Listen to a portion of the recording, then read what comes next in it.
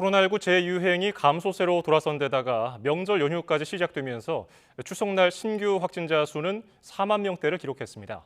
거리 두기도 없고 이동량이 증가하는 연휴가 끝나면 확진자 증가가 우려되지만 전문가들은 올 추석에는 큰 폭의 증가는 없을 것으로 전망했습니다. 기정훈 기자입니다. 추석날 코로나19 신규 확진자는 4만 2천여 명, 전날보다 2만 6천여 명 줄며 토요일 기준으로 8주 만에 가장 적었습니다. 하지만 위중증 환자는 전날보다 21명 늘었습니다. 지난 목요일 16일 만에 400명대로 떨어지나 했더니 다시 이틀 연속 500명대입니다. 사망자도 9살 이하 1명을 포함 48명으로 적지 않은 수를 이어가고 있습니다.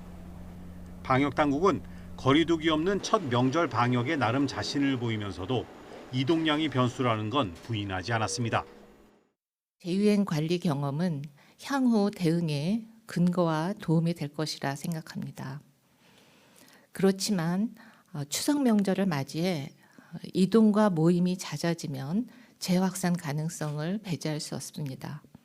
실제 오미크론 변이가 등장하기 전인 지난해 추석 연휴가 지난 뒤에는 하루 1, 2천 명이던 확진자가 처음으로 3천 명이 넘기도 했습니다. 하지만 올해는 상황이 조금 다르다는 게 전문가들 의견입니다. 세부 변이 주도의 재유행이 확연한 감소세를 이어가고 있는 데다 유행이 반복되면서 국민들 면역도 높은 수준으로 유지되고 있기 때문입니다. 대규모의 집단 발생은 코로나19 추석 연휴 전후로는 나타나기 어렵지만 문제는 뭐냐면 상대적으로 안전한 곳에 있었던 비수도권 지역에 고위험군 어르신들이 새롭게 수도권에 있는 위험자들과 노출될 가능성이 있다는 거죠.